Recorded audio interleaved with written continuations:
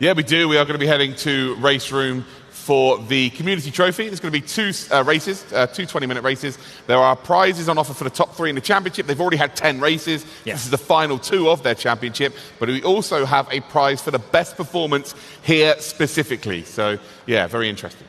Yes, I'm really looking forward to it. And I really do not know if we are just heading to the race right now. I think so, right? Okay, cool. Here we go then. Yes. So it is now time for that Community Trophy final. We have 12 drivers here on site battling for the prizes provided by Next Level. Current P1 after 10 races is Ilya Drasifikov, who is a driver for Balash Esports. And then in second, we have indeed got Ruvis Racing team driver Kirill Antonov. And then in third is Mikosi Racing International Cody Latkovsky. We have 2 20-minute races, as I've previously mentioned. We are at the Norisring, which of course is merely 1.5 kilometers away. We're in the DTM 1992 cars. Oh, this should be absolutely amazing. Yes, love it. Let's go. Well, Luke, as you would say, one particular moment at the Norisring, to a certain Mr. Ben Green, do it for the fans, Ben. Well, do it for the fans. Do it for the fans. Well, we've got the drivers here at the RaceRoom stand here in Hall 8. We've got not just the 1992 era of the DTM, which includes the iconic Audi V8 DTM Quattro that got banned after it was so blisteringly quick, especially with Stritzelstuck being behind the wheel. But we've also got the 964 Carrera Cup between 1990 and 1994, yes. 3.6 litre flat 6 engine, producing around about 250 or so horsepower with a 5-speed manual, H-pattern gearbox. Who likes a bit of that? And then we've got the likes of the Audi V8, the BMW M3 Sports Evo, and the return of the Mustang GT DTM, like we had at Brands Hatch for the opening 2 races. The Opel Omega Evo 5000, and of course no one can deny another key car to that era, the Mercedes-Benz 190E Evo 2. Oh, before I forget, folks, if you are here at the Expo, we've just been handed these lovely little key rings from Heusinkveld. So if you are here at the Expo, head over to their stand, see if you can grab one. That's going to go on the key ring of my car. Very for sure. We're going to interview some of the drivers, but you know what they say? Speak of the devil and he doth appear, because you got someone very special. It's the man himself. It's the guardian angel of RaceRoom. Let's bring in Holger, shall we, Korbi? Yes, Holger, please come over here. So we got Holger, head of event and sim racing. Please come into our middle at RaceRoom over here. Housekeeper for everything, because we wanted to ask you a bit, like, what is the reasoning behind bringing old classic cars into the game, and when did you bring in, for example, the DTM or the Carrera Cup cars? You know, first of all, I have to say that I'm really, really excited. I hope you are. You know, and I hope our spectators, everyone watching us from around the world, are as excited as I am. I'm so much looking forward to see the race now in these cars. You know, to come to your question, we actually, it was 2013 that DTM first came to RaceRoom. And it was already, for me, it was like amazing to see that year's DTM cars, the same liveries that you see on TV in the real cars, to suddenly have them in the simulator and drive them yourself was already one thing, or one step, right? But then when we decided to also bring some historic cars and basically immortalize DTM 92, you know, the cars that I watched as a kid. Yeah. You know, all these liveries, the TikTok car, the Diebels Alt Mercedes. You know, when they brought it in beta, I was one of the first guys to drive it. And it was like, wow, they have the Mercedes star on the front even. You know, it was like, it was crazy. I think from my perspective, I still remember when the Audi V8 DTM livery made its way back onto Matthias Ekstrom's car at the Norisring. I was like a kid in a candy store, Holger. But, you know, the 964 Carrera Cup car was used between 90 and 94. So running alongside the cars that are going to decide who's going to be the top performer here at the Nürnberg Messe at the Expo. Carrera Cup. It's all over the world now. You've got Carrera Cup Deutschland, Mobil 1 Super Cup. We've even got it with the Porsche Esports Tag Heuer Championship. I mean, to see these cars here and the retro dials, I mean, I've got goosebumps already. That's exactly my feeling as well. It's going to be great. I will really enjoy watching this, and I hope you guys do too. If you had to pick out one brand for the DTM 1992 cars, which one? One car?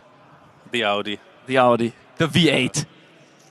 Yeah, the car's so fast. Yes, Stritzelstück. With To say yes, exactly. Let's keep going.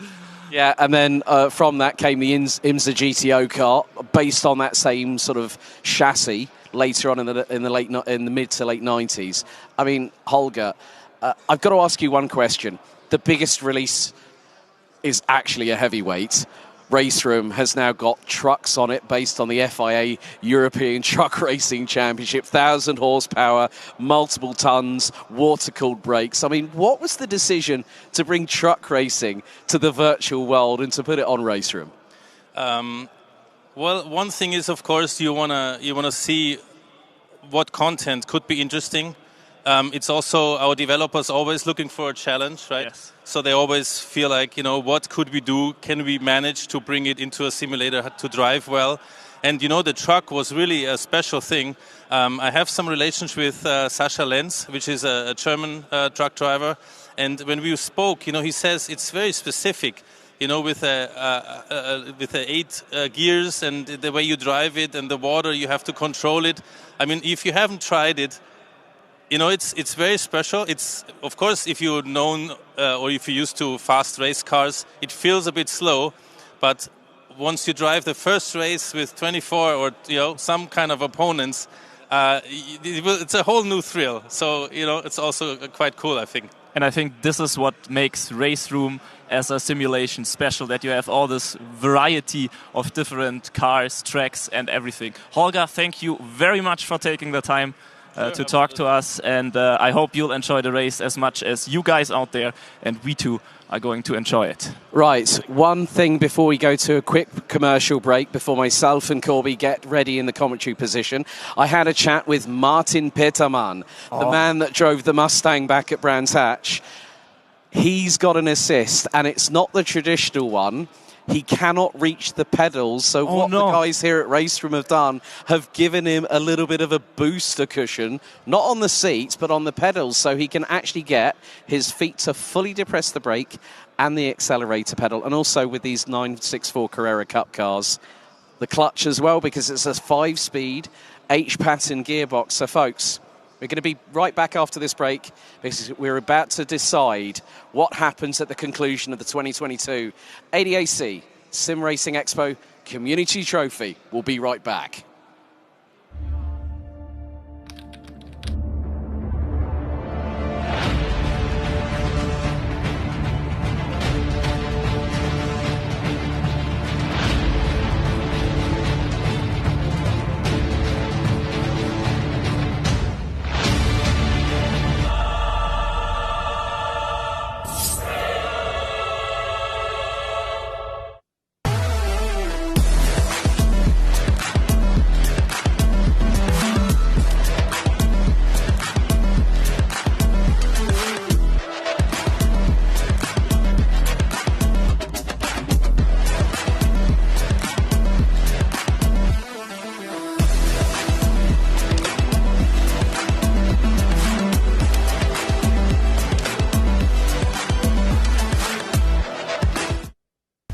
Work on the simulator can really improve our performance on the track. We have seen we work a lot on the simulator with Alpine. Obviously in Formula One we're operating the absolute pinnacle of motorsport. The TRX starts to bring esports to that same level of performance. It's the equipment for the very best at the very top end of the market. I do want a TRX track racer, yeah, definitely. Please.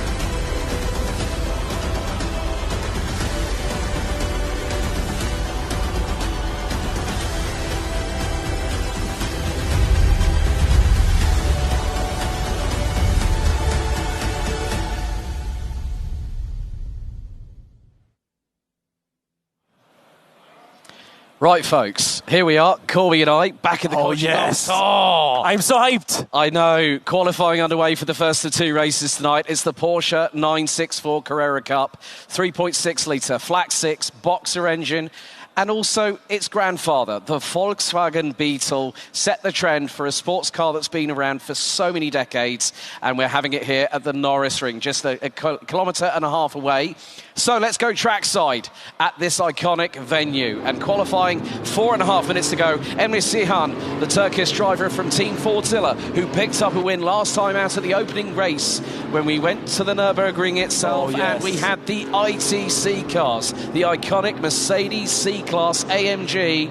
He was one of two winners, so was the driver that is currently second in the championship, Kirill Antonov from Ruvis Racing Team, Yannick Munn from MJR Esports, one of a handful of drivers, the highest place of which is P6, Alessandro Ottaviani from Team Fordzilla, and he's sideways. These cars have no real assists, and we're going to see some 500, near 500 brake horsepower behemoths in race 2 when we go back to where we started in the Community Trophy, back at Brands Hatch, and the Mustang returns thanks to Martin Pitterman. Alessandro Ottaviani has got to his immediately left-hand side. I think that's Mihai Neg. You can see that now. This is a way to warm up the tyres, isn't it? Feels like it's a bit more than just warming up the tires. And you know what I like a lot about this choice of car? It's an even playing field in any sense. Everyone has the same car, everyone has the beautiful Porsche, the same setup, so it's really up to the driving skill, to the skill of the driver to decide who is going to take the win of the Community Trophy today. Yeah, Emre Cihan, fastest of anybody in the second sector. He's improved. Gap between him and Yannick Munn now increases to 3.5 tenths of a second. So the Team Fordzilla really firing on all of those 6 cylinders. Luciano Vitvoet from Gatterchain Ballas Esports is also another driver present here at the venue. So we'll see. Well, he's one of the drivers that, a Dutch countryman is actually here. Vitvoet currently sitting in the championship is at 5th. Sitting in place 2. So in second place in the qualifying right now. He managed to improve, put himself ahead of Yannick Munn, and now right at the back of our first position driver, making his way up to pole position, Emre Cihan. He's improving again, fastest in sectors 1 and 2. We're going to see a further improvement. Emre Cihan from Team Fordzilla crosses the line. What's it going to be? It's going to be close, and it was literally nothing, like literally thousandths of a second, especially in sector 2. Ben Sibanki, recent winner of the RaceRoom E1 Championship with the single-seater based on current Formula 1 technology. He's a bit of a dab hand in a front-wheel drive car, having won multiple TCR championships and front-wheel drive championships on RaceRoom. Also a name I remember quite well from the Cupra SimRacing series, where he always was in the top 5, top 10. Well, Ilya Drovosekov goes up into 8th position, nearly 7.5 tenths of a second behind Emre Cihan, who is the fastest driver out there. Ben Sibanki from Door Esports is going through into sector number 2, a personal improvement for the driver, running in the Tag Heuer livery. Great to see these classic liveries of old just reignited. Memories. And it was great to have that chat with Holger a little bit earlier on before we got things underway. I mean, if you talk to Holger, you really feel the passion, like the guys at RaceRoom have for all of this. Oh, Ben Sibanki's just gone second, 57.941. Gap to Cihan now. 2 tenths of a second. Nico Cernel for Maniti Racing. Well, Maniti and T3 literally quite recently combined forces. So Nico Cernel coming across the line goes up to P6, 58.152 seconds. The good thing is here, Korbi, the good thing is Peterman, 17th at the moment, is 1.2 seconds off of pole position. But Emre Cihan again has got pole position, 57.740 seconds, 2 tenths ahead of Ben Sibanki, Luciano Witvoet, Cody Latkowski, Yannick Mund rounding out the top 5, followed by Nico Cernel. Alex Mosin is here. Ilya Drovosekov is not, but is racing from home. Daniel Berker, Leonard Carton also is one of the drivers here this evening, here at the Expo. And that is your top 20. Timon Kreseman rounding out the top 20, covered by 2 seconds. But already this on this year's Community Trophy, you can there's Leonard Carton just chilling out, hands getting ready. I mean, you must look beautiful for the race. That's also an important thing. We haven't got a makeup artist behind closed doors, but Kira Antonov, a race winner. Oliver Hecker, Jack Keithley at round 2 at Daytona, the only double winner, and that was his only appearance. Matija Markovic, Ilya Drovosekov, Ottaviani, Witvoet, Cihan and Antonov. Antonov's taken 2 wins this season. Cihan, there is. I had a really good chat with Alessandro Ottaviani. He said, yeah, Rome Airport is so far away from my house. You know, you can see. And the good thing, already the airport. Now he's in Nuremberg. Exactly. Well, what's happening now? The cars are gridding up. We have been running leaderboards for every single one of the races. Brands Hatch, Daytona, Watkins Glen, Red Bull Ring, Nürburgring, and here at the Norisring. Take it away for race 1, Korbi. Yes, we have the lights on, and that means we are about to go racing for the second day of the ADAC SimRacing Expo. The lights are out, and here comes Emre Cihan right up front with a beautiful and wonderful start, keeping hold of his first position. But we already have the first switch up back then. Cars running wide into turn 1. Oh, there's a lot of traffic jam. Ben Sibanki caught in the crossfire, and someone on the outside is being squeezed. Great start by Emre Cihan. Latkowski's got past Witvoet up into P2. Drovosekov has sprinted up the order from 7th on the grid, gets ahead of Ben Sibanki, Alex Mosin, Nico Cernel. We've also got Berker, Carton, Ottaviani rounding out the top 10. As you can hear them going up the gears. That noise, that flat 6 boxer engine. That was the precursor to what we've got with the Porsche 911 right outside the stage. Right in front of the stage, but there's a battle for 5th position, side by side through the hairpin, as we ride with Alex Moisen from Gather Chain Ballas Esports. And now this is where we're going to see what I like to call the concertina effect. It's effectively like an accordion. Everyone closes into each other. But Latkowski looking to the outside for the race lead. Witvoet is keeping both of them very, very honest. The trio so far are separated by just over 5.5 tenths of a second.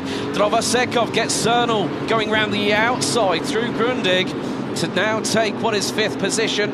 So Drovosekov has to do the business to try and keep a hold. And looking at the top 7 covered by what was 103 points coming into this final 2 races. And now, here we go.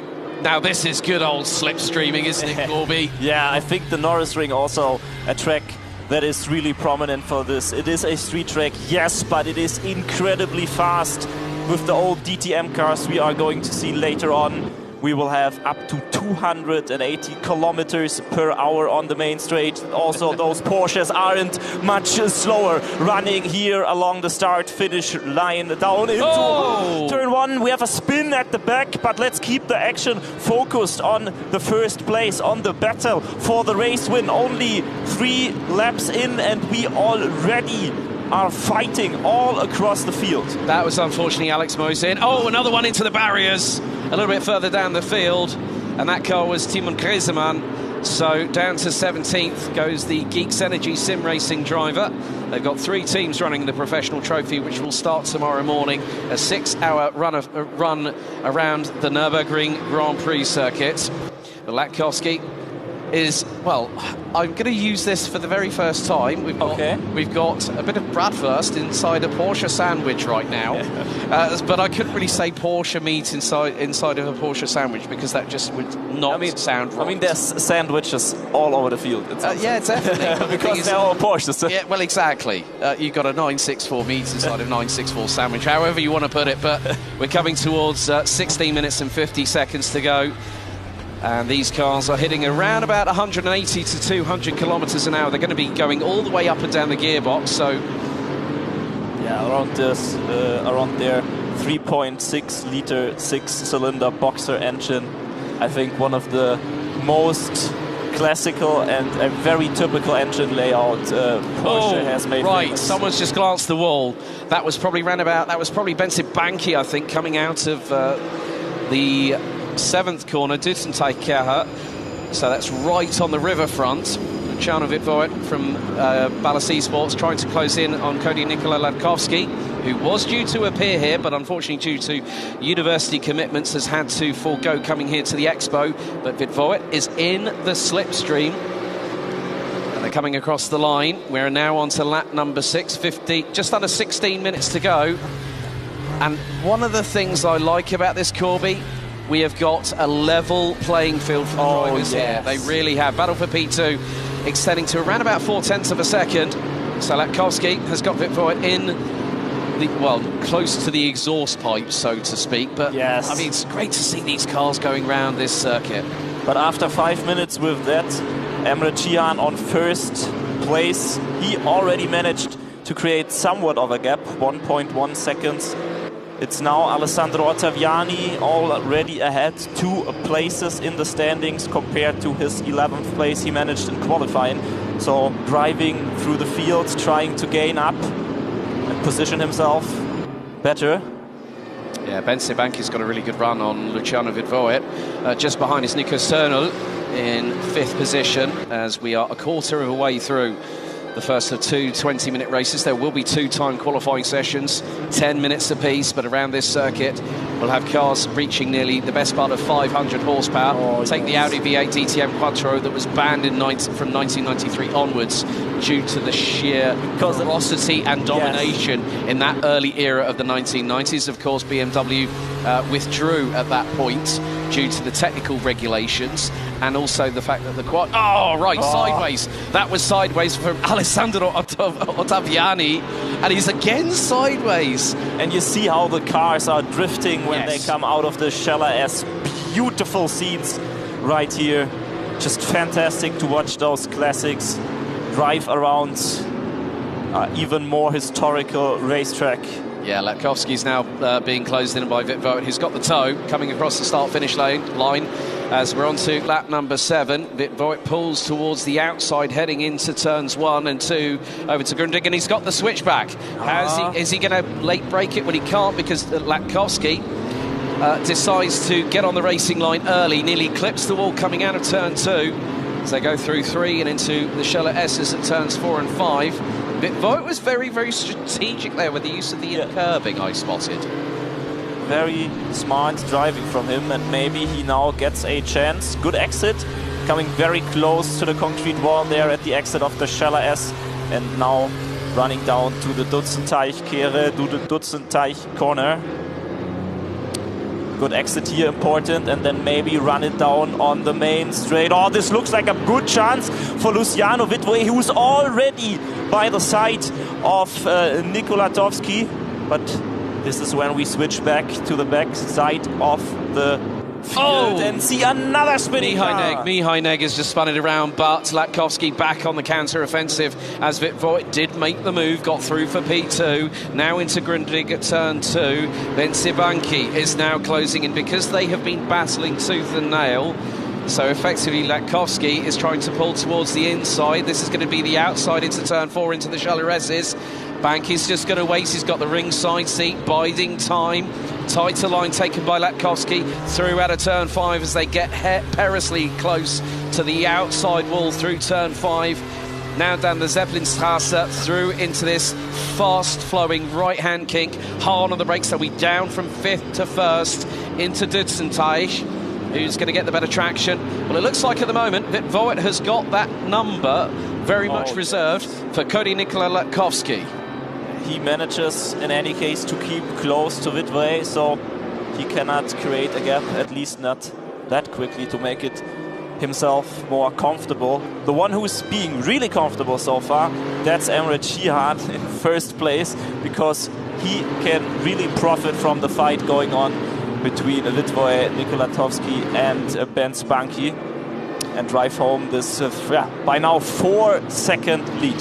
And he's, you know what, there's a comfortable control in that drift coming through turn 4 into the Chaleresses. Now, Emre Cihan did not compete in any other rounds apart from the Nürburgring, where he placed 1st and 4th in the respective 2 races. Vincent Gottwald was alongside me on commentary for that one, and that was the last of our remote races. But here, it takes on such a different dynamic. You and I have we've got the floodlights on us at the moment, which is a quite weird feeling. But Latkovsky trying to close in. It looks like maybe Vitvoet can create a small gap here to Nikola Latkovsky. I definitely think so, but you got the likes of Nico Cernals. Now Cernal, Banky sends it and turns around Vitvoet, and Latkovsky profits. Dramas for Bence Banky. I knew that was coming at some point. Someone was going to send it, and unfortunately Bence Banky is the instigator of said incident. And Vitvoet will be heartbroken after that, fighting so hard to gain that 2nd place, and now everything taken away from him. Not his fault, he can't do anything. Yeah, but Leonard Carton has just pulled alongside and is powering past the T3 Motorsport driver. Yeah, and certainly we also got Niklas Söner in 3rd place. It kind of just... that was a bit cheeky from Yannick Mund. Right up the inside of, right up the exhaust pipes of Burka. And that's the battle for P9. A little bit further ahead, there is a good battle. I mean, Vitvoet's charging back at Leonard Carton, currently 17th in the championship. Actually took a P7 back at the first race at Watkins Glen, which was round 3. Vitvoet trying to get the undercut done on Leonard Carton, but the German able to keep ahead of the Dutch driver. So we're past the halfway point, folks. Still plenty of flat 6 roaring around Norisring. And Vitvoet was very, very close. Stef Kramer is another one of the Dutch contingent that have taken part in the Community Trophy this season. Has got Krevi just up ahead. And now Kremers has got the slipstream. Might try to run it to the inside. Well, on that particular occasion. Not here. No, Krevi. Krevi was very, very, very, very purposely put on the racing line, but Stef Kremers trying to get the undercut. We ride back on board with Luciano Vitvoet from the Netherlands, 7th place. Still trying to get one up on Leonard Carton. Trying to take back what was taken from him. Yeah, it's been. I mean, it's going to be a long way to get up to that second place. You know what? We're already on lap 13, and hopefully that's going to be lucky for some. It is lucky for Emre Cihan from Team Fordzilla. Yannick Mund still battling away with Burka for 9th position as they make their way through the Scheller S's. Mund was a little bit closer to the barriers going through turn 5, but in all honesty, they have got Tierholf not too far behind, about 1.1 seconds adrift. And now, here we go, it's the Leonard Carton train. Forget Jarno Trulli, it's the Carton train. Sounds like karting, doesn't it, that sir? Doesn't it, when you say it a particular way? Definitely. Might make you feel quite comfortable here. It does. with your karting It does. experience? Well, I mean, when I was looking a bit earlier on, you know, looking at Get Closer Racing and some of the other providers here at the Sim Racing Expo, there was a karting rig set up. Oh, it sends it up the inside for P6. Carton defends nicely. That could have nearly been a repeat of what Ben Sibanki unfortunately did just a handful of laps ago, but with 7 3/4 minutes of this first race still to go. No, He's around. Carton's around, and now it's side by side between Yannick Mund and Alessandro Ottaviani. Mund into the wall off of turn 5. And that goes to show you why you don't go side by side through the Scheller, as it is just not possible to keep it. They hit the barrier, and yeah, we have drama here all through the field, all through the entire race. Yeah, I mean, Drovosekov at the moment running P5 behind Ben Sibanki. At least the good thing is we are picking up the respective liveries, so at least some have decided not to go. Oh, yes. You're going Tag Heuer, I'm going Tag Heuer. Tobias Tierholm from Tuggers Racing International running in the iconic Shell livery. And that was very much part and parcel. Oh, that was close. And Tierholm hits the wall. They are really hanging the back ends out on these Porsches. And it's going to be the same thing with the 1992 DTM cars coming up next. Yes. And we are going to see some fires spitting from the exhaust, especially from the Audi V8 DTM. We're hopefully going to see some sparks fly from the Ford Mustang GT DTM, like Martin Peterman showcased at Brands Hatch earlier on this year. But 6.5 minutes to go. Nico Cernal is really taking advantage of what's happened in front of him. Oh, yes. To close in on Cody Nikolai Lepkowski for second position. I mean, sometimes you are fortunate and then you have to grab hold of the chance you get and make the most out of it, and definitely Cernal shows this.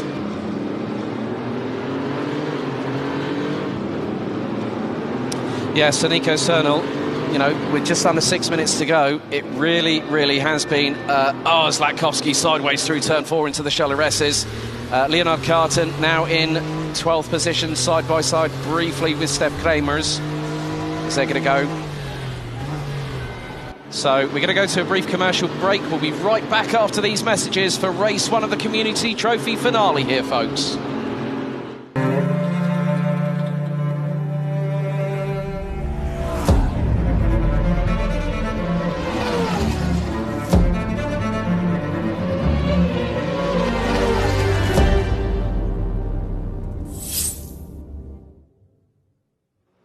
Five minutes to go on race 1 of the Community Trophy. Battles through the entire race, through the entire field. Sparks flying all over and the drivers going to the limits and beyond.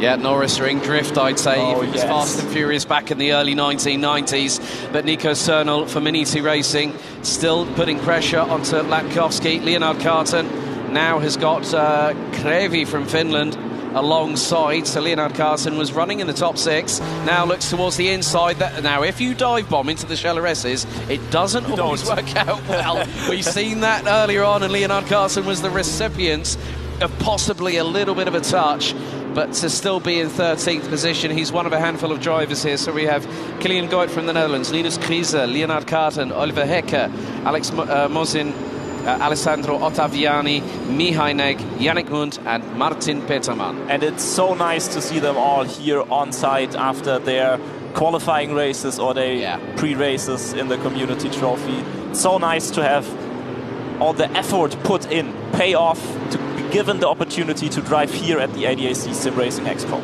Yep, Yannick Mund still closing in on Alessandro Ottaviani. So it sounds like the World Cup, doesn't it? Oh, yes. Italy versus Germany. But unfortunately, Germany is already out. I was not going to say anything. I wasn't going to say anything. You've put everyone out of their misery already, Korbi. Shame on you.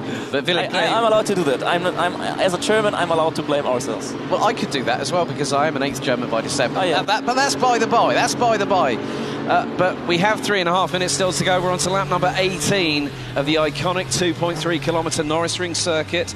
Opened back on the 18th of May, 1948. So it celebrates its 75th anniversary next year, and we couldn't think of a better place here in Nuremberg, a kilometre and a half away from the actual circuit itself that Luke Crane was visiting last night with Moritz Lerner, who's now headed back to Munich. It was good to see Moritz earlier on one of the panels. And we couldn't think of better cars than a Porsche. Oh, there's a touch there. It's a touch between Mund and Ottaviani. That might have been another place for Ottaviani. Yeah, to 8th place with that. Yannick Mund has got. Yannick Mund has got him. Yeah, Yannick Mund just sent it up the inside. A little bit of a touch between the pairs, so right front on left rear. So Ottaviani has got 2 minutes and 40 seconds to try and do that, and he clashes with the wall coming out of the corner. This is so difficult with these cars. I'm going to have to give it a little bit of a go once I get the opportunity a little bit later on this weekend, because tomorrow I'm going to be up here with Paul Glover for the final round, the 5th and final round of the ADAC SimRacing Expo Professional Trophy by SimRacing.gp. But Nico Cernal, 2 minutes and a quarter to go, is within about 6.5 tenths of Korbi Nikolai Latkovsky, so about off a second really on here, Korbi. Yeah, definitely still possible to gain that second place in race 1 while we are driving along with Alessandro Ottaviani, trying to go around the outside. That's but brave. Gets a bit wide. Yeah, gets pushed out. Maybe loses a bit now with the better exit, maybe send it into the shallow S's, but we've seen that this is a very, very difficult he's thing going to try it. Indeed. Is he going to try? He's brave, pushing him wide, going wide now, it's into the wall. Yeah, but they're all there, and he bounces back off the wall into the right-hand side of Yannick Mund, and they're side by side once again. Cernal, in the meantime, has nearly halved the gap between himself and Korbi Nikolai Latkovsky as a minute and a half to go. Oh yes, and this might be one of his last chances to get hold of that second place. Oh, folks, I mean, the adrenaline level has kicked up another gear. We're not in 5th gear, we're in overdrive. Oh, Cernal's gone straight on at Grundig for the 3rd place driver. He manages to recover it. Oh, that was the perfect, unfortunate. That's the perfect explanation of how to outbrake yourself. But here's the send and a half. Ottaviani overcooks it on the brakes. Yannick Mund up the inside, and that is Tobias Tierholf trying to go up the inside of Ottaviani. They've all lost their marbles with under a minute to go. Yeah, they see the final flag, they see the finish, and they're all going crazy. They're like, I need to get up one more place, and going wide. Yeah. Going straight, everything. We are driving along with Luciano Vidway here, who started out so well in this race, and then unfortunately, due to an incident, got pushed back. I think it was to 7th place at least, got back to 6th place. Can he get another one onto Ben Spunky here ahead of him? That would be the sweet revenge he was hoping for. And it looks like we're on the final lap with 15 seconds to go. Let's see if we can catch up with our race leader, Emre Cihan from Team Fordzilla, who'll probably be the best part of nearly halfway through the lap. There he is. And I guess so close coming out of the shoulder S's again, Korbi. But we're not that far away for concluding race 1. Korbi, take it away, buddy. Yeah, we see Emre Cihan, and what a drive it has been. Pole position, and then a true start to finish victory. Driving along the last time, the Dutzendteichkehrer, and now it's back on the start, finish straight. Emre Cihan, what a drive! What a dominant drive up into 1st place. He wins the first race of the ADAC Expo Community Trophy, and there is Niko Latkovsky coming in 2nd place. Söner getting 3rd. We have Drosekov on 4th, and back there still some discussion fights going on. No, Ben Spunky manages to keep this 6th place, and Lucas and Vidway gets up one more into 5th. Oh, Steph Kramer's put a number on Alessandro Ottaviani coming across the line, the Italian finishing in 11th position. Also, folks, with the fastest lap of the Community Trophy over 2 races, they're going to get a Rig headset, courtesy of our good friends at Rig, who have also been doing that for the... Martin Peterman's front end looked a bit... Well, it looked like it had 1 rather than 2 eyes, but there's your results. Emre Cihan winning the opening race ahead of Korbi Nikolai Latkovsky. Great run by Nico Cernal. He could have had Latkovsky had he not lost it under braking. Going down into Grundig, Ilya Drosekov not that far away from clinching. I think he might have pretty much clinched the overall victory. So, Emre Cihan, pole position, race winner, lights out to checkered flag. And it's the Grand Chelem because he's got the fastest lap. What an opening race, Korbi. He basically wins everything that's there to win. So that's really the full house von Emre Cihan. And we've already seen on our first race such great racing action. Intense from start to finish. I think that only is going to improve in our second race. So it's only going to get better because then we go to the DTM 1992 cars and they are truly monstrous. Yeah, some welcome. Well, Yannick Munn just taking some welcome refreshment. So let's have a look back at the highlights of race 1. The 964 Porsche Carrera Cup car. It was Emre Cihan that got things underway with a lightning quick start as the field make their way down to turns 1 and 2 for the opening lap out of north of 20 of them. We did have the likes of Luciano Vitvoet being, well, I had Cody Nikolai Latkowski ran the outside through Grundig as it was 3 wide. Bit of a moment for one of our drivers, that was Alex Moisin, I believed, early doors, but yes. Latkowski embroiled in a battle. And then Vitvoet also showed his hand, also showed his nose many times throughout the course of the race. And what we had the most dramatic of moments. It was the contact between Benzi Banki and Leonard Carton that decided their fates effectively. But great side-by-side battling. Sebastian Rie from Maniti Racing. We then had this spin here from Mihai Neg, who's been at the Then there was the moment that decided the fate of 2 drivers, and there was afters for good measure, unfortunately. So Benzi Banki and Leonard Carton, not probably on the best of friends terminology. I think the Christmas card list has definitely been dropped down a peg or 2. Definitely, but Luciano Vitvoet, he's not giving up. He's driving through the field, trying to gain as many places back as he can, and indeed he manages up to 5th place in the end. Still another spin here in the Scheller S's. That was Leonard Carton. Yannick Munn was getting it a bit feisty, getting his elbows out with Alessandro Ottaviani, especially through turn 2 at Grundig, and got the undercut done with a little bit of an assist, and it was a tap on the right front to left rear, but then Ottaviani went side by side through the Scheller S's. Munn was up the inside, and then they clashed, and then Ottaviani was like a pinball off at the wall and onto the right-hand side of Yannick Munn. That was the moment that Nico Cernal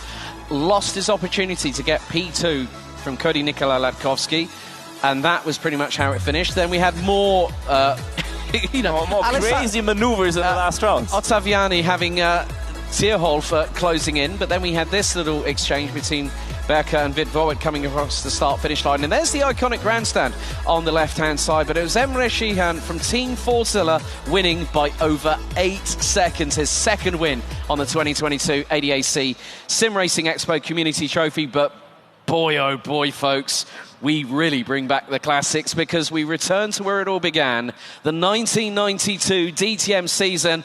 You know what I'm seeing here? I'm seeing a lot of Mustang GT power. The sparks are flying already here at the Norisring. Very shortly we're going to be getting underway with time qualifying, but to have it here, I mean, to hear our voices actually echo in the arena is crazy. Crazy feeling. It's crazy because I think having the races leading up to this was one feeling. Now it's visceral. You know, every single sense, you can sort of like really go, what on earth's going on? It's like the Gänsehaut pur. It's like the goosebumps. Hairs are standing on the back of my neck right now, folks, because I'm looking at the liveries that we're seeing at the moment on our screens at the moment. We're seeing like all the classics, like with all the black, the sparks already flying. All the spark. I mean, that kind of reminds me of the old Sierra RS500 Cosworths with the Texaco liveries back in the late 80s, when it was one of those cars that really personified. And I still remember when Manuel Reuter was running in DTM back in those days. In the early part of his career. I mean, you know, you look at the cars that were in this era, the BMW M3 Sport Evo with the likes of Winkelhock, Cecotto. Then you look at Mercedes with the likes of Klaus Ludwig. Kurt Team, the father of Nicky. And already they're going 3 wide into Grundig. And it is only qualifying. It is only qualifying. Sparks ahoy, folks, because the fireworks have been lit courtesy of the Ford Mustang GT DTM. So 9.5 minutes to go in qualifying. Latkowski is leading the field, but the sparks are absolutely biblical on these cars, and they've all gone for... Look, I have not counted another vehicle apart from the Mustang GT DTM, and I know for a fact I'm a little bit disappointed. I know I would have liked to have seen some Audis. I would have liked to have seen some Audi V8 DTM Quattros. It would have given the Mustangs a run for their money. But you know what this means? No four-wheel drive. No four-wheel drive, no quattro, and it's old school. It's going to be full-on biblical sideways. So we are waiting for the first couple of laps or so to come in, and that'll give us a benchmark, you know, to see what these cars are really going to do. And the track is going to evolve, isn't it? Yeah. And just to give you maybe a quick comparison, the lap times with the Porsches were around about 56 seconds, and we're then going to see in a moment that those DTM cars will indeed be quite a bit faster. But it's interesting to see everyone going, or most of the people or drivers going for the Ford. There's so much else to choose from, as you said, the Mercedes, the Opel, the BMW, the Audi. Great cars all over, but still somewhat the Ford, the fan favorite. Yeah, I mean, the thing is, you know, the 80s and the 90s of DTM were the glory days. And everyone said, yeah, the Audi V8 was cool, but the Mustang brought the ponies to the racetrack. You know, it was one of those cars where, you know, we're not talking turbochargers, we're not talking superchargers, we're talking natural aspiration, we're talking carburetors, double overhead carburetors, and it's just absolutely brilliant. And when you think about it, it's the Fox body, so it's the wide body kit on these cars, and you know, the inaugural Fox body Mustang won 4 races in its first season, and in the inaugural season that was originally won by a man that would end up being the head of Opel Motorsport, Volker Strejček, and I still remember the car that he won it in. It was a car that my dad had as a road car, the BMW M635 CSI. Also a beautiful car. Oh, that was absolutely brilliant. And our eyes have not been lying. We only have Fords so far on the leaderboard, and that will also be interesting to differentiate between the drivers, because there are only 2 different liveries, but we'll obviously try to do our best as we see Cody Nikola Latovsky flying through the exit of the Scheller as everyone else behind him, going sideways as much as possible, going as close to the walls as possible. Yeah. Getting that last tenths of a second, that last thousandths of a second out of the racetrack. And we have the first times up from Andre Chihan. Of course it is him in first place with a 53.393. Yeah, I mean, these particular cars, they sounded like a dragon at the racetrack. Oh, yes. And at the moment, the top 18, rounded out by Alex Morzin from Ballas Esports, covered by just under 1 seconds. Romania's Mihai Neg from Virtual Drivers by TX3 currently sits in 12th position, 8 and a bit tenths behind Emre Sihan. But this is a car, you know, you've got like a Roush V8 underneath the bonnet, the long snout breaking through the air. It's just such a cool car. Ottaviani's struggling a little bit at the moment in terms of time qualifying. And folks, if you thought it was going to be crazy with the Porsche 964 Carrera Cup cars, believe me, you ain't seen nothing yet. Oh yes, it will be even crazier with the Ford Mustangs here. And just maybe to give you a quick historical context, the DTM 1992 season actually also had their race on the Norisring on the 200 miles of Nürnberg on the 28th of July in 1992. First run won by Joachim Winkelhock in the BMW, and the second one by also another very famous person. It's Steve Soper, also in the BMW. 2 really like legends in the race. You know what's really, really funny? I'm going to make an automotive reference here. Steve Soper actually runs some BMW dealerships in the northeast of England. But the 5-litre V8, 540 brake horsepower, 650 plus Newton meters from this car. And Gerdhul actually raced a C-Class Mercedes back in the DTM in 1995. as the result of an attempt by former Mercedes AMG Motorsport head Norbert Haug. Oh yes, we all know him. To keep the crowd's favourite in DTM. But then, according to this is actually via the official DTM website I'm quoting from. Okay. They said that the fans were resented for the change as they considered it as treason, and if you were in the Middle Ages, you get hanged for that. But 4 minutes to go in time qualifying.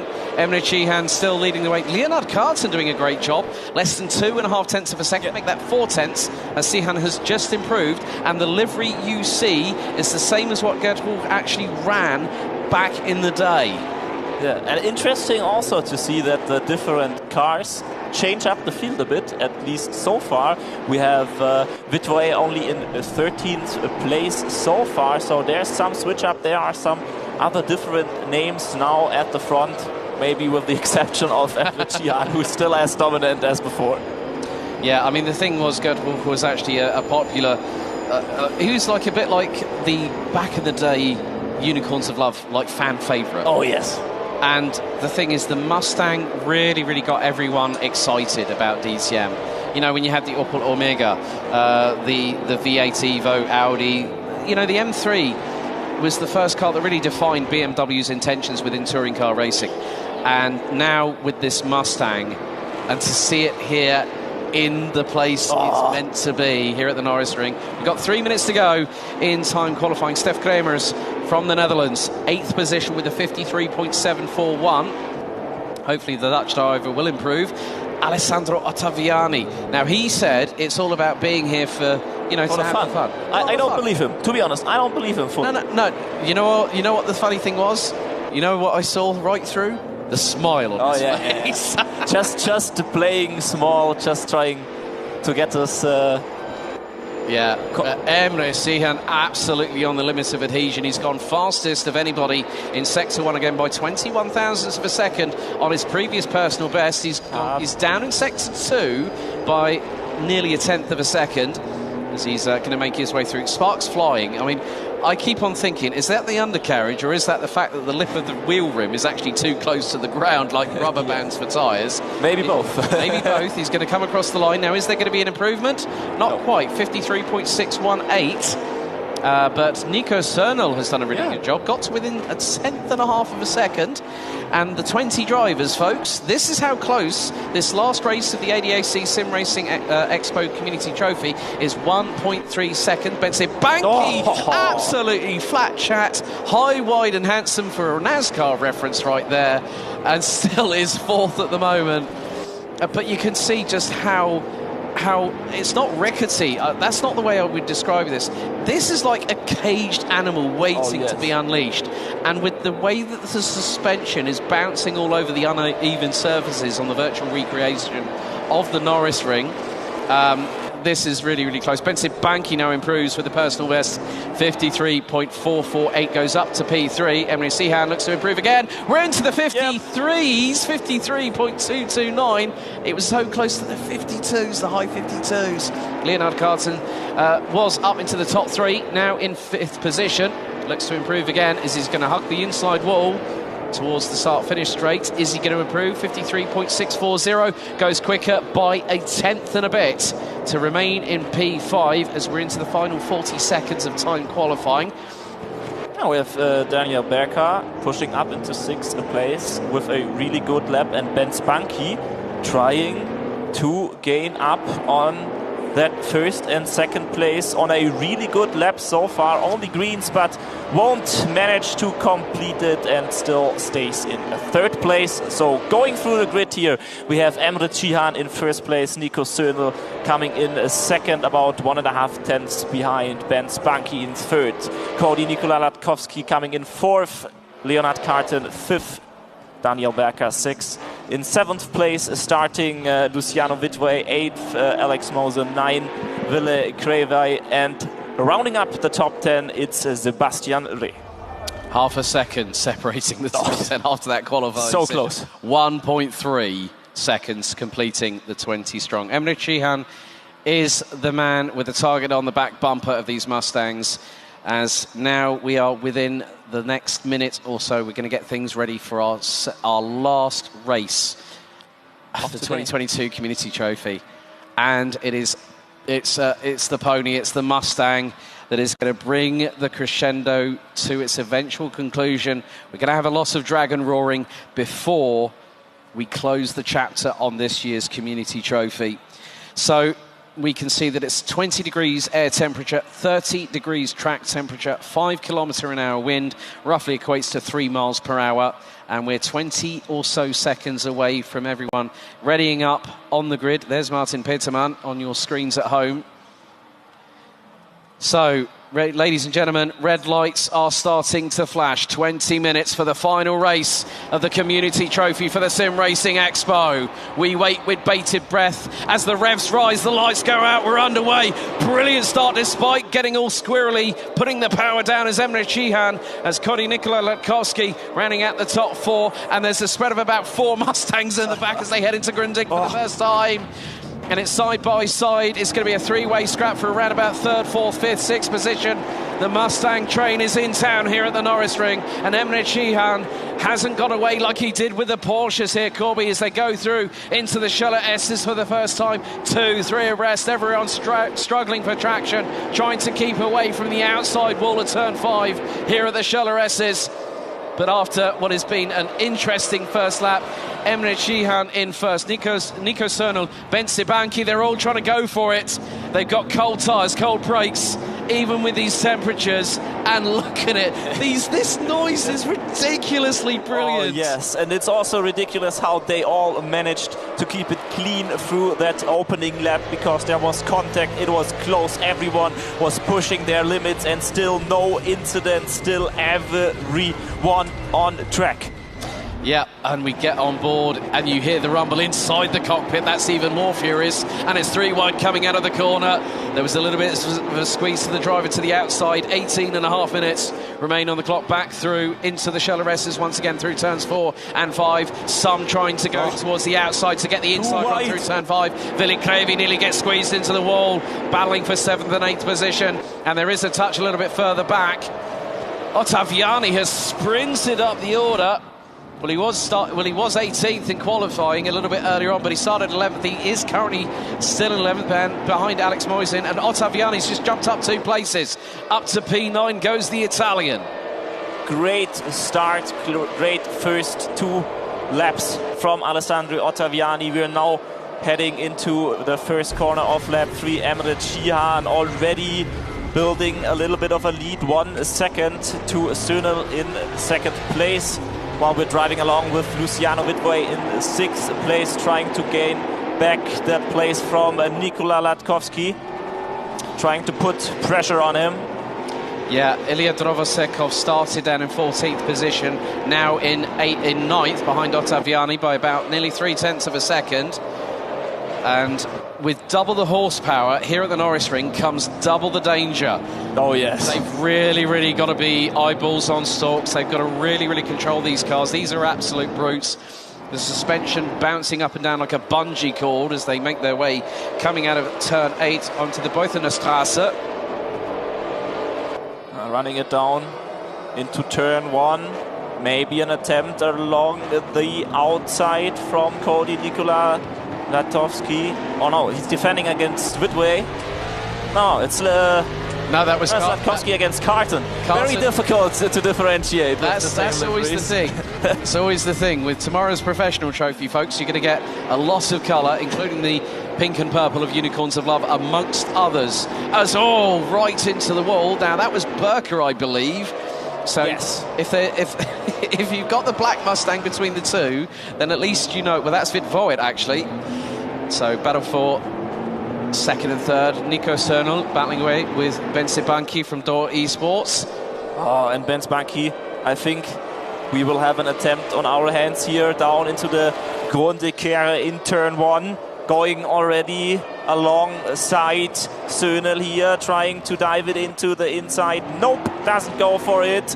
And there it gets even closer, some contact. Latkovsky taking the curbs on the inside to improve his line and turning, and keeps it onto 5th place. Yeah, we ride on board with Korbi Nikola Latkovsky from North Macedonia, from Makosi Racing International. 5th place at the moment in this second of 2 races. We had the Porsche 964 Carrera Cup cars, as they are all struggling for traction. coming out of turn 5 through the Chaleresses. Oh, no. We have got a slight technical issue at the moment, so we're going to bring everything back. But the good As thing soon is as now, possible. you know what the funny thing is? The good thing is, from our perspective, we can see the drivers now that are here at the Expo. And one of the things that I like the fact that we have here is you can see them in person. Oh, yes. You are not hiding behind a 1080p HD camera. And that is Kilian Goit from the Netherlands, who we are with at the moment. Following along as long as we will work everything up to fix the problem and get back onto the server again. Yep, so as soon as that happens, we'll get you back trackside as soon as possible, folks, so please bear with us. And also at the moment, RaceRoom have got their Black Week sale from November 23rd to December 7th, so... If you want to try that out, please go ahead. Yeah, definitely. I'm hopefully going to get go on one of these rigs a little bit later on this weekend once I have the opportunity. There's so much to see and do, and obviously everyone's been seeing me nerd out over the past 2 days. I think you're going to have a whale of a time if you get the opportunity to do that. Yes. Over the next couple of days, Korbi. Because there is so much that we've already seen. There's so much that is still to see, but we know for a fact that this is just Friday. Yes. Tomorrow is the weekend. And hopefully, very shortly, we will be going back to trackside itself. 14 minutes and 10 seconds as we return trackside. Shout out to our Technic team for fixing that so incredibly quickly. Yes, indeed. Thank you very much for helping us to bring the action to the masses watching on all the respective Twitch, YouTube, and Facebook streams. Also, don't forget to get involved over the next couple of days on social media, hashtag SRE22. Nico Cernal now in 3rd position. Benzibanki has managed to get past, and Emre Cihan has got a 4.5 second lead. All I'm going to say is, did he take a page out of the book from Alexander Zecker from ADAC SimRacing? Yes. Who won the exhibitors races last night? They must have talked with each other. They must have found some loophole in the simulation. Like that doesn't make sense. They're doing a virtual Adrian Newey. That's what they're doing. There's Martin Peterman on the bottom right-hand corner of your screens. Face filled with concentration. Nice guy, though. He's like, when he came over to speak to me, he said, I'm the guy that did the Mustang at Brands Hatch. Well, Martin, you've got everyone else following in your footsteps, mate. So yes, everyone seems to love the Mustang here at the Norisring. Yeah, so 13 minutes to go. Still, things are really closing up behind Emre Cihan, who is nearly 5 seconds up the road. We're on board with Ilya Drovosekov from Gato Chain Ballast Esports, rounding out the top 9 positions. And ahead of him is Team Forzilla's Alessandro Ottaviani, who is on site. Alex Mosin rounding out the top 10. Kilian Goit rounding out the top 12 ahead of fellow countrymen Kremers. Yannick Mund, Mihai Neg, Martin Peterman rounding out the top 16 as someone's just hit the wall. I think that might have been Luciano Vitvoet from the Netherlands in P6. So, as I said earlier, you've got double the horsepower, you've got a ridiculous amount of torque, as there was someone getting a bit crossed up and sideways. Luciano Vitvoet trying to go toe-to-toe with Leonard Carton. Oh, another driver, another car hitting the wall there. Possibly Berker, I think, as Vitvoet was side by side. That could be Will Latkovsky. And Latkovsky's going to be run out. Oh, no, Latkovsky, that's a bit further behind. Vitvoet versus Carton. Vitvoet versus Carton. And that's for P5 and P6. They're going to literally be probably side by side alongside each other as Latkovsky gets an immense draft. Coming down the start-finish straight through turn 1. Hard on the brakes. Car scrabbling. Latkovsky up the inside of Nico Cernal and gets through at Grundig at turn 2. Brilliant work by the North Macedonian. Beautiful overtake, incredibly clean and also incredibly fair, driven by Nico Cernal, who has to give up another place after Benzibanki already passed him and could create some confident gap ahead of him. 1 second ahead of Nico Latkovsky by now, who will try to close that gap as soon as possible and try to get Cernal out of his back. Yeah, Leonard Carton still closing in on Luciano Vitvoet. And look, it's the white Mustang meets in a black Mustang sandwich. Alex Moisin again having dramas. Oh, we've got a roll! Tobias Tierholf up and over and back onto all four wheels. Flipping it over. Oh, the roller coaster ride continues. Oh my goodness, I was waiting for a roll. It was only a matter of time and we're nearly at the halfway point. I think, has anyone got a medical defibrillator on standby? Because someone like me might need it very shortly. But we're getting some switchback attempt. Oh, now Vitvoet had the run on Carton. Carton was a little bit sideways, and I think might have walloped the curbs coming through. And Vitvoet now is on the inside line, already ahead of Carton, and that might be the overtake. Now has to keep it clean through the Dutzend-Teichkehre to not lose that place again along the long start-finish straight. Yeah, it has been action-packed. We're halfway through, folks. 12 laps completed, so we're going to probably get up to lap 24, lap 25. Leonard Carton going side by side with Vitvoet going into... Oh, and behind them, Berker just loses it under braking. The Austrian driver from MJR Esports by MJR GmbH locks up under braking. The Mustang powerless to stop itself on a sixpence or on a 2-cent euro piece. Ottaviani's made some good progress. He's currently up into 8th position. So, yeah, lap 13 already in. Korbi, I mean, we've now had spins. We've now had our first official... Oh, yes. I think, what was the song from Limp Bizkit? Keep rolling, rolling, rolling, rolling. There you go, musical reference there, folks. So we've had that, and courtesy of the good old Ford Mustang. Leonard Carton still trying to close in on Luciano Vitvoet, and you can see, Carton, that car is on the ragged's edge. Vitvoet goes defensive, and again, Berker's just missing braking point like it's going out of fashion, and Ottaviani was nearly up the inside like a rat up a drain pipe.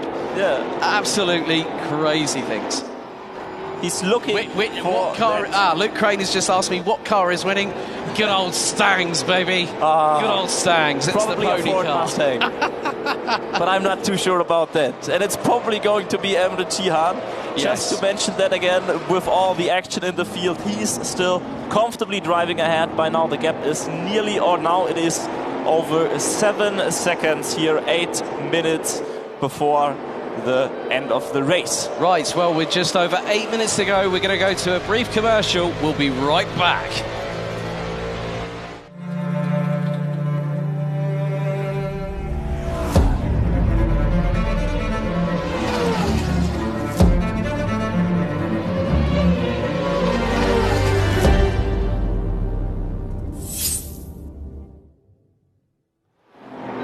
We've had incidents and accidents, and hopefully there's no steward's inquiry or a judge required after what we've seen. Oh, right, more contact with the wall coming out of the Scheller S's as we're 7.5 minutes away, folks, from completing the 2022 ADAC SimRacing Community Trophy finale with myself, Alex Goldschmidt, and Korbi Rubenbauer, your commentary duo. It's been absolutely thrilled. It has, mate.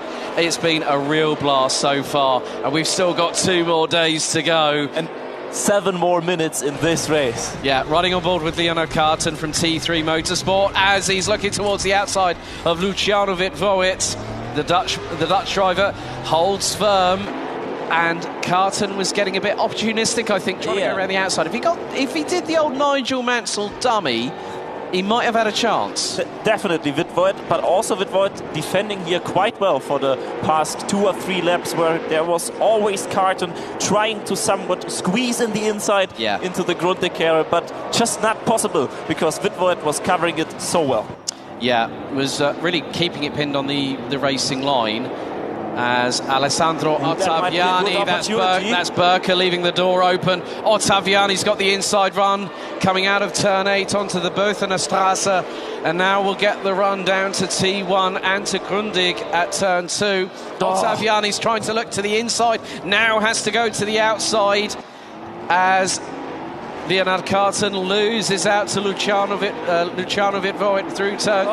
There's 3 wide through turn 1 back there. I'm hoping as Alessandro Ottaviani gotten through, the Italian currently showing on our timing in 8th position. There's a clash coming into the Chalaresses, and there's more contact.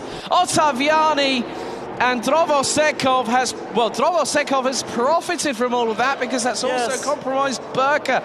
But Ottaviani was the meat in the sandwich. It was 3 wide coming out of that corner at T5, and Ottaviani has lost out down to 9th position, as he has now made it up into 8th place as a quartet of fox body black with red Viper stripe Mustangs on the circuit. This is incredible. 4 Mustangs just within a single second of time. 4 Mustangs battling it out through the Norisring here in Nuremberg. Battle for P2 really heating up between Nikola Latkovsky and Bence Banki. The pair split by just under 3.5 tenths of a second. 5 minutes remain. Emre Cihan now look at the lead. Nearly 8.2 seconds, and that is climbing every single lap. We're on lap number 18, folks, and there is your race leader, Emre Cihan. Man, what a man, what a driver. I mean, you know what? You know, when you compare him to drivers like Cem Buluk-Basi, who made the transition from virtual to real, a bit like Moritz Lerner, Lucas Ordonez, Jan Mardenborough, the list of people that have gone from real life racing from sim racing has just been absolutely brilliant, and it's great to hear all the different opinions, voices through the panel talks that we got. We've still got more to come, folks, over the next 2 days. But Latkovsky now right up the exhaust pipe of Bence Banki coming out of the Chalaresses. Let's ride on board with the 3rd place car. Right, Mihai Neg has just had a drama and has dropped all the way down to 14th position, the Romanian driver. Timon Krezeman battling away with Daniel in the in 18th and 19th position. So Krezeman from Geeks Energy Sim Racing trying to look possibly towards the inside, but the gap was closed. Luciano Vitvoet and Leonard Carton are at banging each other's doors down. Oh, yes. This is 5th and 6th position as we now head on to lap number 20. Vitvoet switches to the outside, going into Grundig. A little bit further back, Latkovsky still closing in. But I think that's Nico Cernal just behind them. About 1.3 seconds adrift there, Korbi. So Nico Cernal has been like the silent assassin in both races. He's come from absolutely nowhere. And I'm just trying to remember where he qualified. And he actually qualified on the front row alongside Emre Cihan. Right, so swapping a place to Bence Banki and Nikola Latkovsky. Oh, Vitvoet. Latkovsky now was looking towards the inside, switched to the outside, going into. I mean, the sparks coming out of the Düsseldorf. Well, I think the words I'm going to say, it's a German term, folks. Wahnsinn. No? Yes, completely crazy. Completely crazy, but we're loving every single second of it. 2 minutes and 40 still to go. And now we've got 2 battles here. Yeah, Carson versus Vitvoet. Vitvoet to the looking towards the outside. That's Cernal, actually. I think is, well, no, that's not Cernal. That is Carson who's got through, and Vitvoet is all crossed up. We've got a spinner again. And that is the championship leader, Drovosekov, spinning around. Unfortunate for him. Yeah, well, he's done quite well this season as Ilya Drovosekov, but Vitvoet, now this is what you want. Good old paint swapping. It's like the old British touring cars, but it's the DTM here at the Norisring. Vitvoet takes away the position, but the switchback happens. Leonard Carton gets through out of turn 8 onto the Beuthenerstrasse with just under 2 minutes remaining. We're on to lap number 22. We've got more side-by-side battles. And who is that who's late on the brakes? That is Bence Banki. Bence Banki's just outbraked himself going into Grundig. And there is Latkovsky side by side. This is going to be the run to the Chalaresses. Banki to the inside. Latkovsky trying to get the undercut. My goodness me. We don't even know where to look at because there's battles all over. There are battles up and down the order. Vitvoet versus Carton. Latkovsky versus Banki. And then there's even more drama happening behind because Ottaviani's up into 7th position. Latkovski towards the outside of Benzibanki. Now this is going through into, I think this is Dusenteich. And he's right up the tailpipe now. Out of the final corner. He's going to get the run. We're going to have 2 more laps, including this one. So lap 23 underway, Korbi. 60 seconds on the clock remaining. Yeah, this might be close, and this might be the last chance to overtake Benzibanki here, trying around the outside, but it's so difficult. You can try to switch back into the shallow S, but you really don't want to go side by side through it, and at some point there will be Södel at the back who is trying sent from Latkovski, and that was through turn 4 into the shallow S's. Gunning for 2nd position was Cody Latkovski, and he nearly got it through. 27 seconds on the clock remaining. This has brought Nico Sernal into the battle. Latkovski being squeezed again. And there is Sernal to the inside. They're going to go hard into the braking zone, into Dusenteich at turn 7. As our race leader now goes on to the final lap. It's 3 line astern, Banki, Latkovski, and now brings Sernal as we go on to the final lap of the 2022 Community Trophy. Sernal drove that so incredibly smart, taking a long line through the last corner and as much speed as possible up onto the start-finish straight, but don't manages to profit from it. Still up in 4th place, still Nikola Latkovski in 3rd and Benzibanki in 2nd. Right, let's catch up with our race leader as these 3 are squabbling like the 3 young children battling over the last swing in the playground. Time has hit 0. Where is Emre Sihan? Because these 3 are squabbling away. There's your race leader out of the final corner. It's a double win for Team Fordzilla and Emre Sihan, but we're going to catch up with the guys battling away. It's Banki, Latkovski and Sernal for 2nd position. As Emre Sihan makes his way into Grundig, it's going to be Banki from Door Esports that takes 2nd position. Latkovski finishes in 3rd position.